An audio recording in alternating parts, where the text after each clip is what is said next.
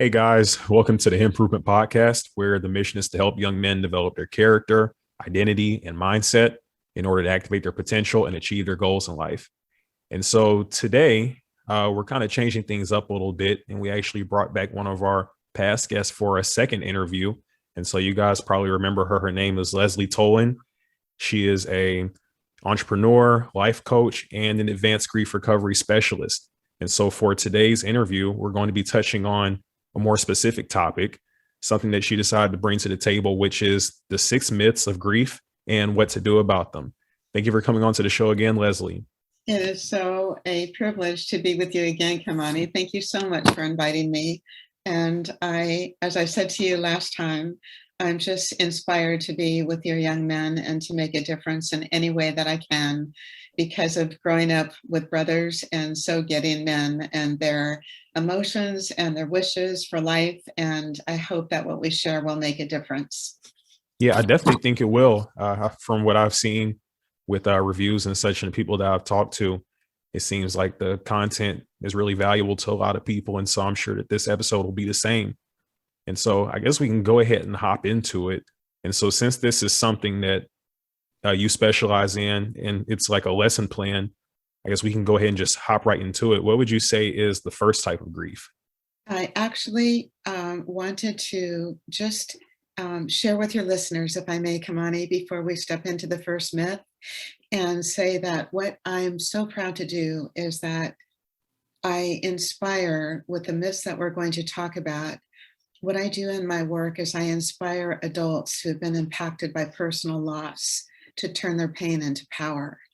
And part of the process of having that happen is walking through an educational process and learning about the immense amount of misinformation that there is in our fast-paced Western culture about grief and loss.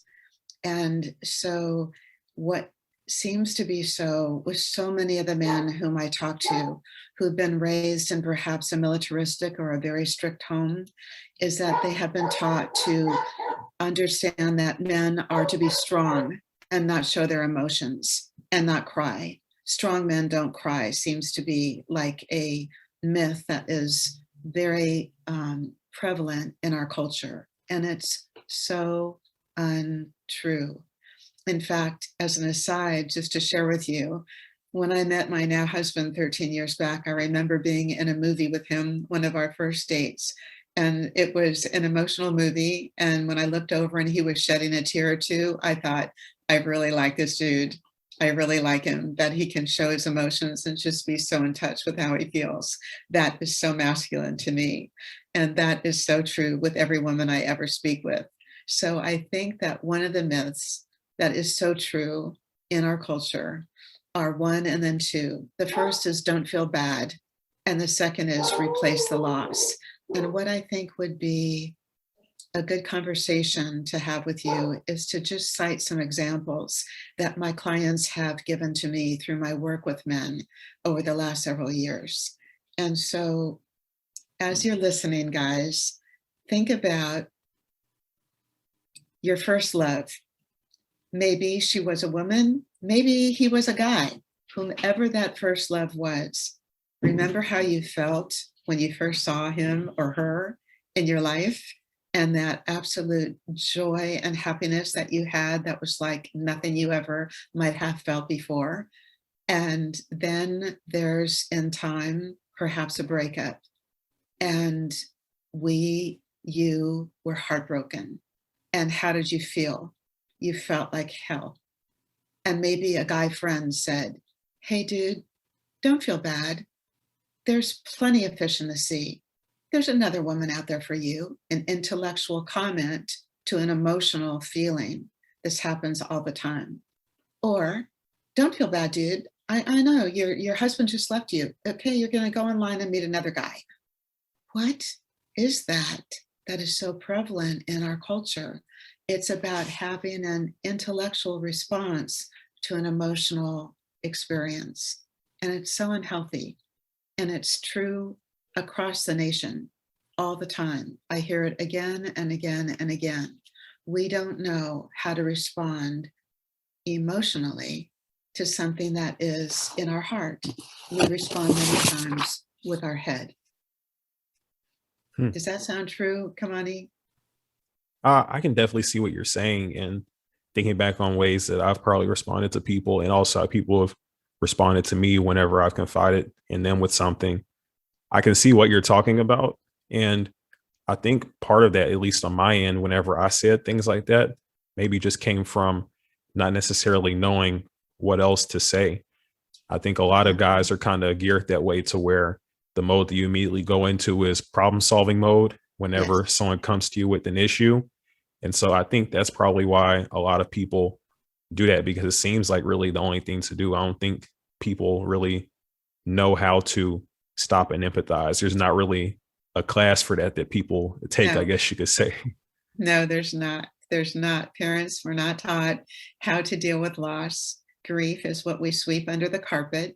And when we met the first time and talked about grief and some of the principles of grief, and I said, when I speak in public, I always ask an audience, what do you think is the single most off-limits topic of conversation in Western culture? And people will say divorce, death, no. Or they'll say feelings, emotions. No, it's grief. We are not taught by our parents, who many times were taught by immigrant parents, how to deal with loss. And when we say, don't feel bad and replace the loss, I want to cite some other examples for your listeners. Here's one for me as a little girl. My brothers, my two older brothers, so I'm the youngest of three and the only girl. My brothers are in their bedroom being guys, having their good time together or fighting like guys do. And I'm a little girl in my little girl's room with a precious little black and white Cocker Spaniel named Tuffy.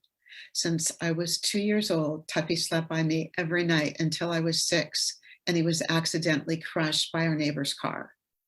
I was devastated. I was inconsolable. When he was killed, my father was on a sales trip.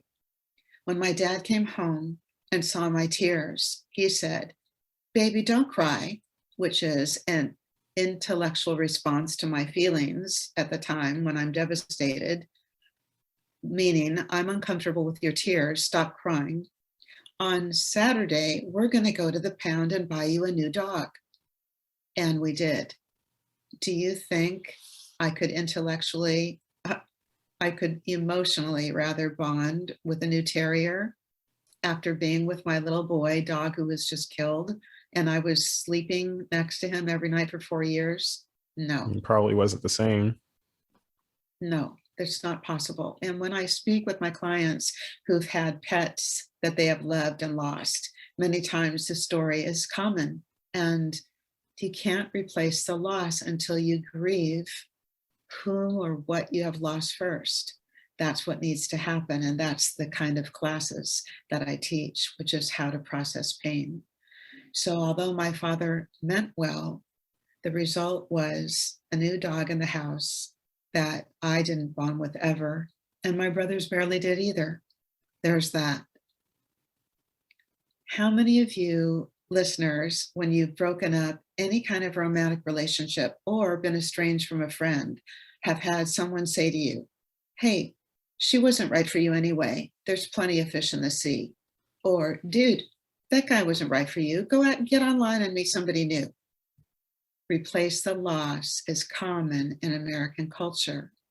That's why our divorce rate is so high, especially our second divorce rate, because people don't know how to be alone. They haven't learned that in our culture. And they go right out and replace the loss with someone new in a dynamic that wasn't healthy the first time, and then a repeated second time isn't either, and the relationship doesn't work out. We need to grieve what didn't work out so that we can move forward. And until we do, many times what happens is we have the same unhealthy dynamic with the second relationship. Can you identify with that? Yeah, I mean, something that's interesting about what you just said, and it kind of brings to my attention something that I think I've noticed as I've gone through different dating experiences and talked to other people, and just, really seeing what goes on in social media and everywhere else. It seems as though, I don't know if it was as much of a thing uh, back, in other years, but I know now it seems as though people kind of view dating partners as more expendable. And so I can say that my grandparents, whenever my maternal grandparents got divorced, that definitely wasn't something that they were happy about. And around that time, it wasn't something that was nearly as acceptable. But now it seems as though, it's perfectly fine. There could be, cultural shifts over time, which is normal. But one thing that I'll say is that it seems as though people kind of go into a marriage or a relationship with that idea that that person is expendable. And so whenever things get tough, there really is no incentive to work it out. People don't really see the need to, it seems like to me, because at the end of the day, like you just said, they kind of think to themselves, I can just go find a new partner. And so I think that that's pretty interesting. I also think that it's unhealthy in a way, because it kind of goes back into what you said of having that, I guess, intellectual response. And it seems like it's kind of a thing that would handicap bonds that are made between people if they have that type of approach. And if that's something that's prevalent, if they go into it with that view from the beginning, then I don't see how there could ever actually be a true strong bond between two people. Exactly. Yes, yes, and yes. And having that bond and developing that bond and cherishing that bond is something that is rare and beautiful. And when it happens, it's really precious to protect it. And so often in our very fast-paced culture, we are about the next fastest thing to correcting something that we don't like. We're on the go, on the go, on the go, next, next, next, instead of taking a deep breath, standing still, looking at a partner, and working out differences. And unless we are willing to work out what isn't right in this relationship, how are we going to have it be right in the next one? We're not. We're going to develop another toxic relationship probably that doesn't work either. So don't feel bad and replace the loss are two of the most common myths in our culture. Another example, by the way, Kamani, is a dear who's become a dear friend of mine, a client from many years ago. He wanted to be a doctor, and he had actually failed his last MD testing to prep for med school. He called his father to tell him, he felt badly in calling his father, and his father said, "Son, don't feel bad," which is an intellectual response to his very emotional feelings about failure. "Why don't you become a nurse instead?" Oh, what? Why don't you replace the loss, become a nurse instead? When this young man had his whole life figured out, he thought, for going to med school. It was such a disappointment for him. But to be told that when the young man became my client and we discussed it, was just his father's own teaching from his late father about holding emotions in, intellectualizing emotion, and not knowing what the heck to say to someone who's talking about something that's a depth of feeling. So yes, this happens again and again and again in our culture. Let's see. I want to tell you some other examples. Okay. Yeah, go ahead. Supposing any of your listeners might have recently broken up with a girlfriend or a boyfriend or a friendship to estrangement of some kind. I have a client who came to me recently, and he was such a good-hearted fellow. I'll call him Joe. He's 26, so he's young. Had a good job, and he simply was living with his parents during the pandemic because of saving some bucks. His boyfriend had broken up with him, and he was just bone crushed. He was so, so unhappy, Kamani. And he came to me about a month later. He found me through another client referral, and we started talking, and his group of friends said, "Hey, Dave, dude, don't feel bad. There's a great guy out there looking for you right now.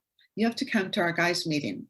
I know it's COVID, but some of us meet at the coffee shop down the street. Just come and meet them." And the feeling that he got, that he expressed to me emotionally, was no one could hear the depth of his broken heart.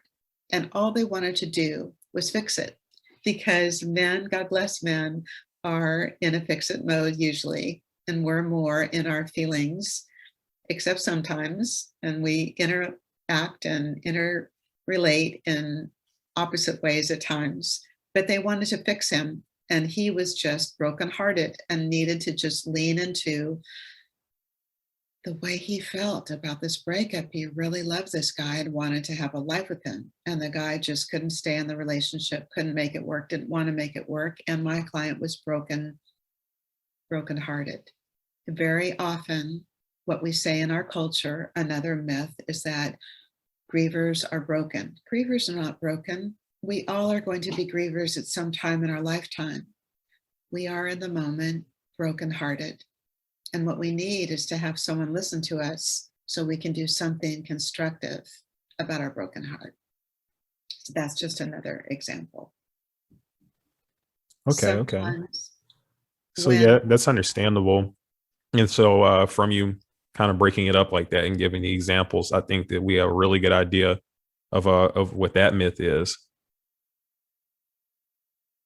I think also that what's so difficult is when one of your listeners has a parent who is dying and in a place of ultimate loss, that others, when they finally say goodnight, the parent says goodnight, it's his last day, her last day on earth, that people who love your listener, who don't know what to say, will say something intellectual in response to something emotional, like, you know what, Joe, your father was in pain.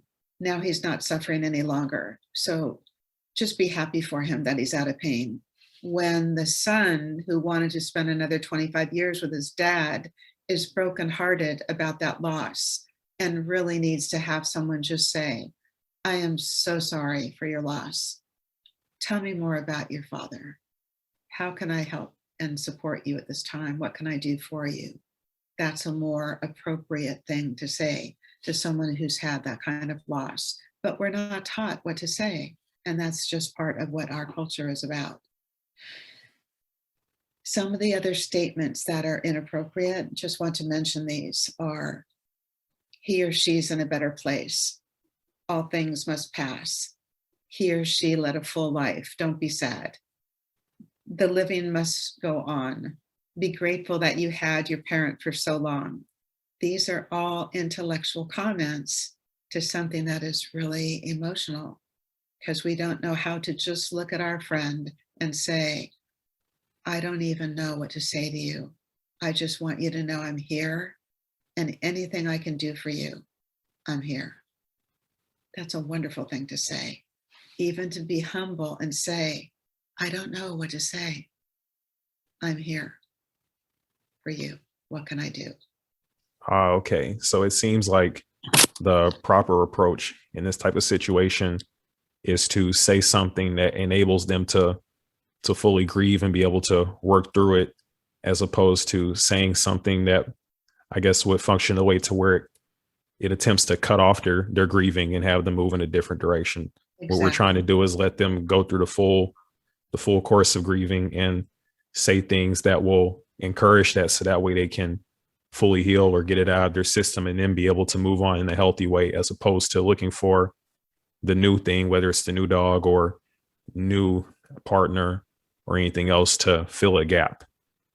Exactly. You get it really clearly. And that's part of our culture, Kamani, is, we tend in our American, Western, fast-paced culture to deal with an intellectual response to grief rather than an emotional response to grief. And that's what we need to learn, all of us. So another of the myths is to grieve alone and be strong for others. And many times I've heard from my clients that when they have come home to talk about something that was a grieving issue from school, whatever level they're in, if they were a young boy in grade school, or if they were in college and they come home to visit mom and dad and something really sad happened, what their emotion shown on their faces with tears was met with by a stern father who was probably raised by a militaristic father himself and didn't know how to deal with tears or emotion, said, if you're going to cry, go to your room and cry alone. What? What every griever needs, the antidote to grieving, is participation every single time. And yes, there's a time when perhaps being alone for a bit might be a solution temporarily, but mostly what we need when we're in grief is to have someone put their arm around us and say, I'm here. You don't have to talk to me. Just know I'm here. When you're ready to talk, I'm here. And not have to say a word and be in the room with that person with your love surrounding them silently for an hour or two or half a day. Grieving alone is not a solution to solving the grief that we feel when we've had a loss. And yet it's part of our culture, that's ingrained in our culture. Being strong for others is another common myth. So the way that it would go is, when I was lamenting over the loss of my precious little pooch when I was a little girl, and my father came home from that sales trip, and one of my brothers closest to me in age, Steve, was also in tears because he loved this little Tuffy Cocker Spaniel. And my father looked at him and said, don't cry. You need to be strong for your sister. Don't shed those tears. Buckle up. What? The guy loved the dog for 4 years, every day, played with him, fed him, walked him, all of it, played together with the sister and the dog. But that was my papa's training from his militaristic-like father, is if you're a man, we don't shed tears. We need to be strong for others. And that's the law of the land in showing emotion. Don't show it. Buckle up. And if you're going to cry, I'm going to give you something to cry about. It's crazy. So just to clarify, actually, to make sure that I'm tracking as we're going through it, would this be myth number 3? I think we're on 3. So we had don't feel bad. That's number 1. Number 2 is replace the loss. Number 3 is grieve alone. Yes. Number 4 is be strong for others. Okay. So this is number 4. Yes. Okay. Number 5 that we're going to discuss is just keep busy. And number 6 and the last is just give it time. So being strong for others, I'm sure that some of your listeners can relate to these stories where when they were having an emotional moment at home or at school and were feeling some feelings about a loss, and someone who could not deal with those tears that they were showing said, dude, get it together. You need to be strong for your teammate if they're at school or basketball or football or whatever the heck it is, that someone else who's intellectualizing their emotional response doesn't know how to deal with their emotional response. And that person's response to their emotion is, hey, buckle up, be strong for your sister, be strong for your mother. Don't feel those feelings. That's a myth. That is a myth. Men have some of the most beautiful, sensitive hearts of any human beings I have encountered in my lifetime. My brothers, my late dad, my clients. It's a joy for me to work with men. And yet in our culture, we have a myth that surrounds our American culture that men are supposed to be strong and not cry. It's BS. It's so unnatural. The thing about that I think is the most unhealthy part is that in a way you could, in my opinion, you could justify it whenever you have people that are coming to you, depending on you to get that emotional support like we talked about earlier. But I think the flaw in it, I think where the main flaw is how guys don't ever look to get that outlet for themselves. They stay there to be that rock for other people, to empathize with other people and help them to get through things, but they never do take the time to do it for themselves. and they usually don't foster the relationships around them to be able to have a community or a support system to where they can talk through these sorts of things.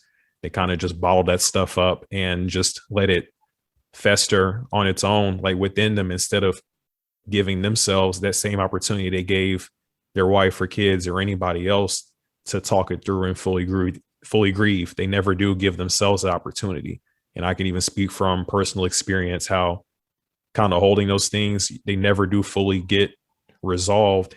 You never do find a way to solve those deep-seated emotions or whatever, and they can manifest in unhealthy ways, I'll say. Yes, Kamani.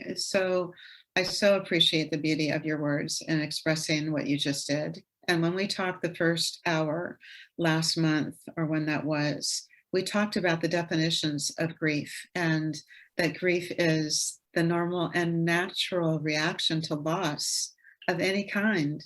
And that what we do in our culture is many times not normal, not natural, and often unhealthy. That grief is reaching out for someone who's always been there for us.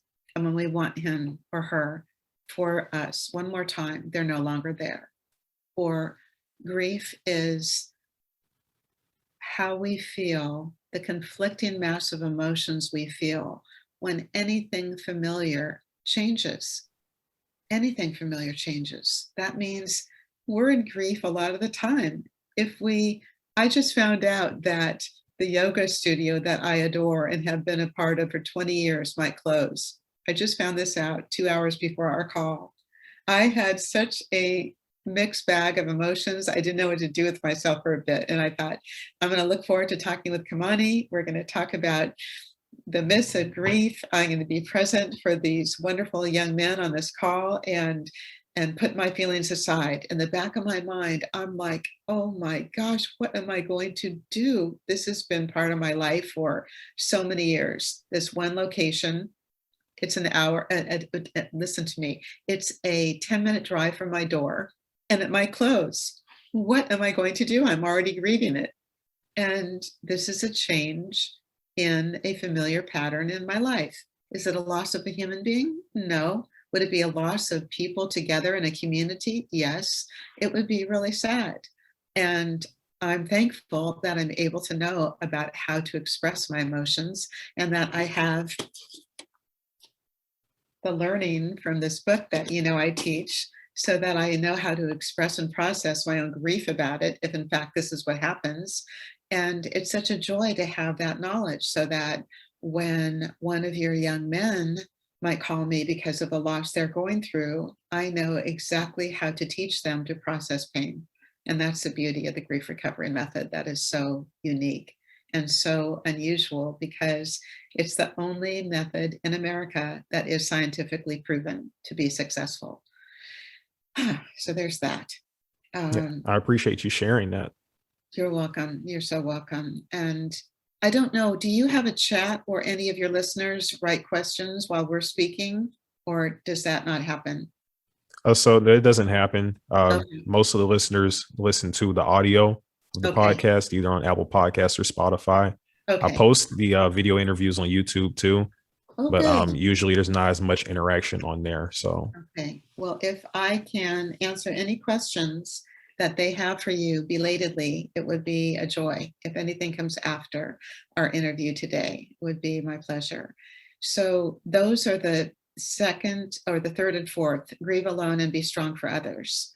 And then the last two are keeping busy and just giving it time.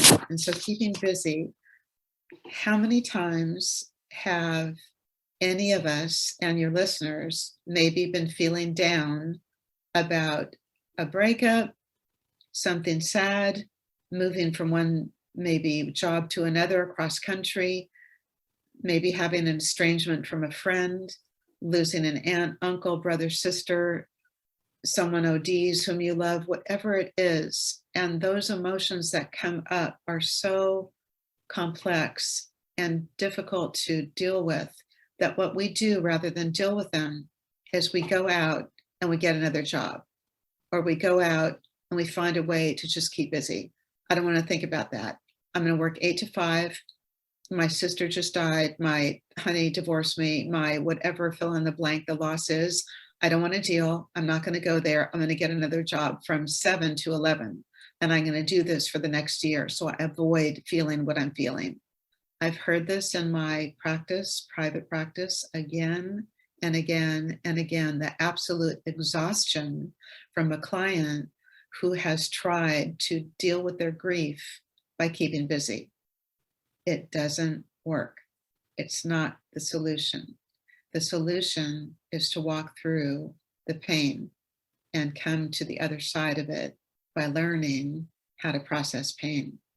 But many times in our culture, what we do instead is we keep in a whirlwind of busyness. I can relate to that, actually. I can relate to that. I know whenever I was going through different things in my life, two of the main ways that I would kind of cope would be to just go out and drink with friends. That's a great way to burn multiple hours. Yes. Or I would go to the gym. And, even though I guess the gym was a positive habit to pick up, just like I guess you could say picking up another job would be somewhat positive because you make more money. It's still taking away time from you actually processing the grief, like you were saying, in a healthy way to resolve it and come to peace with it. And that is something that I'll say about those two methods. Even though it was like temporary relief, it never was the thing that helped me to be able to fully get over whatever that hump was to come to peace. And thank you so much for sharing that, Kamani. That's so real and raw. And the truth is, all that keeping busy did and does for each of us is cover over the real experience of hurt and loss. Like a Band-Aid, you could say. Yes, like a false Band-Aid.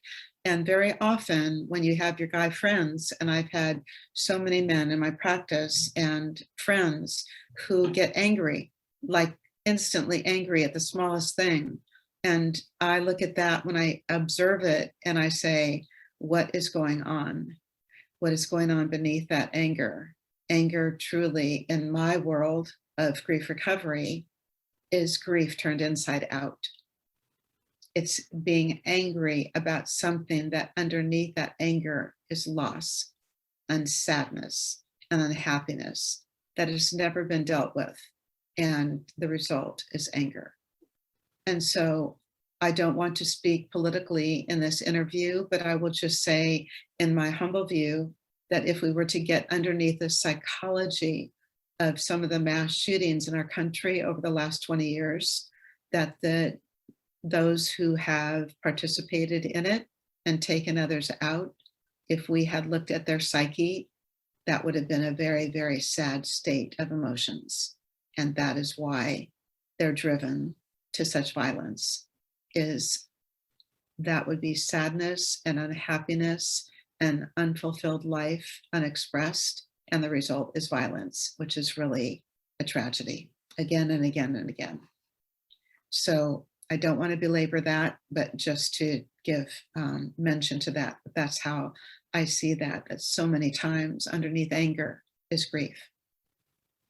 I can see what you're saying. And I would actually agree with that, where a lot of the people that you see committing heinous crimes, people that end up being murderers or committing, assault, where you're not killing anybody, but you're harming somebody, is a lot of people kind of do that stuff out of frustration or something in their life that they're not happy with. And instead of taking the time to either, grieve or find a way to cope with it and press through it in a healthy way, repressing it and never addressing the issue eventually kind of builds pressure, kind of like shaking up a soda bottle. And then eventually it kind of explodes in that way where it caps off with people committing these types of actions. Exactly. That's very, very well said. That's exactly how I see it. And every time I would hear of another tragedy like that, because I am fully engaged in my work and the way that I am, is that I hear that slice of news and I think, what happened to that human being that he was so miserable in his life that was the only way he could see his way out, was to hurt so many others and take himself out at the same time. It's just such a loss. It's so tragic. And if everyone, sometimes among my colleagues, I'll say, if everyone in the world was able to have a specialist who taught them how to process pain in the way that we do in our work, the world would be a happier place. So there's that. And the final myth that is so precious to me and so clearly a myth is just give it time. How many times in your young life have you heard others say when something's been an upset, oh, come on, you'll get over it. Just give it some time.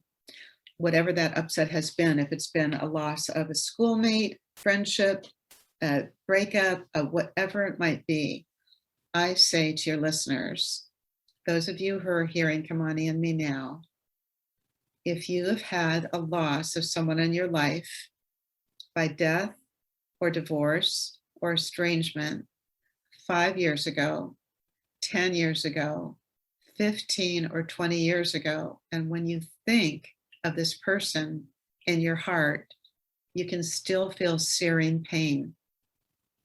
If time were the healing issue, this would not be true. You'd be over it. But time does not heal. It's the action we take within time that heals.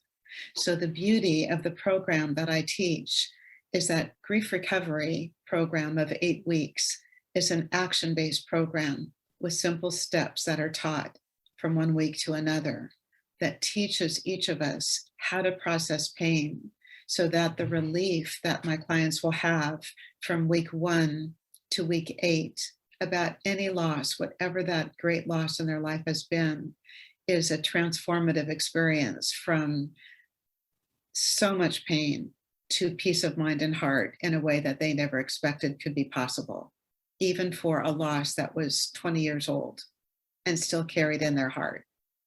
And so just give it time is truly a false premises for healing. It doesn't happen. We don't heal in time. In fact, an example might be this, which is more simple. If you and I are on the freeway going to listen to Tony Robbins, we have a flat on the freeway. We're in the emergency lane. Are we going to hang out and pull up lawn chairs so that the air finally floats back into the tire? Or are we going to be in 3 seconds on the AAA, AAA call saying, dude, get over here. We have an emergent tire issue. We need to have you come and take care of this right now. It's the action in time that takes care of whatever it is. It's not just time passing. So that's why so many of us are still aching about someone who left our life years ago, because we didn't walk through a program which taught us how to process pain and loss in a compassionate and loving way. And that's what the grief recovery method teaches. And that's why I so love my work, because it's such a joy for me to witness transformation every time somebody is in their 8th week of the program, and to see how much they've grown and how much pain they've let go of, no matter what that pain has been. I think that's a great point, actually. I'm glad that you brought that up, because I feel like that's a popular misconception about working through grief, where people don't see it as an active process like it really is. And so to kind of give an example to clarify, how I feel about it and what my experience was, whenever I was grieving about different things, it could have been loss or it could have just been personal things. The thing that I noticed for me to be able to get through it is that I had to sit down and look at what it is I felt like I was lacking or what the problem was. And I had to come up with a solution, I guess you could say, to restore it, if that makes sense. So let's say something went on in my life that made me feel like I was inferior or worth less than I thought I was. The next step in that process, in the grieving process to eventually heal from it, was to find a way to reclaim that worth in a way, I guess you could say, whether that could be from doing different activities or things to build that sense of self-worth that you have in your head, or maybe kind of reframing the situation. And so going from that perspective that you just gave, I think that's great. That's a great way to look at it, to where people will take on the idea that it's supposed to be an active thing, because from there, then people can actually heal and be able to make transformations in their life that can help them to move on from it permanently, to where it isn't just something that they have to sit with for the rest of their life, like it would be if they took that passive approach. Because as long as you're passive, you never do gain that self-worth again. You never do gain that, I guess, something to fill that void from the loss that you had before. You are a very wise young man and a wise leader. And yes, that is exactly true. It is the action that we take within time. And so what happened, for the sake of explaining to your listeners about this short-term program, which is educational, this is not therapy, although it has therapeutic effects, is that there was a study, Kamani, in Kent State University at the College of Public Health. And what was shown after some weeks of adults walking through this 8-week program is that those who completed the program had significant changes in their knowledge of, their attitude about, their beliefs, and ultimately their behaviors about grief and loss.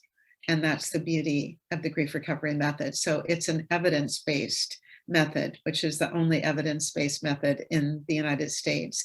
And I think it's good to mention, we talked about this last hour a month ago, that this program is now taught, and a book that I showed you earlier has been translated into 32 languages around the world.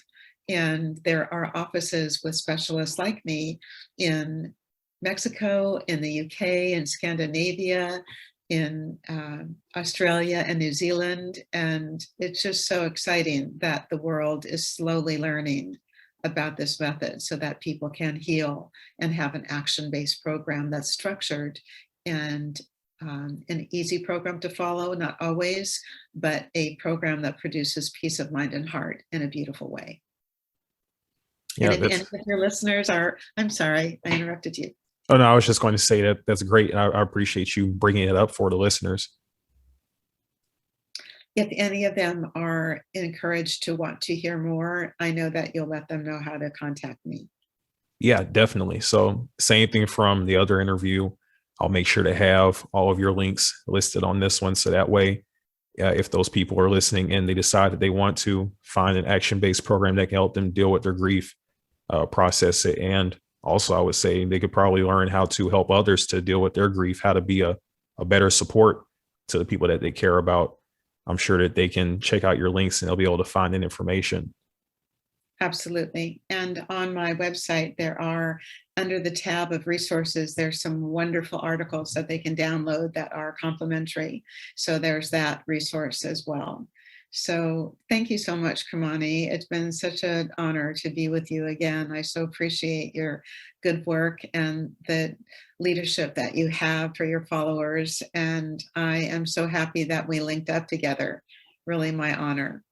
Yeah, I'm happy as well. And I appreciate the compliments. I definitely try my best with my own personal development to make sure that I develop myself into somebody that deserves to be in a position like this, to where I'm giving advice and helping other young men. So it's definitely something that I'm intentional about. And I appreciate you recognizing the work that I've been putting in. I do. And I am sure that your family is very proud of you. I would hope so. I think so anyway, at least from what they said. So I appreciate that. Yeah, well, that pretty much wraps everything up. And so once again, thank you for coming on to the show, and I hope you enjoy the rest of your day. Thank you. You too, Kamani. Thank you so much. Talk to you soon. All right. Take care. All right. Bye-bye.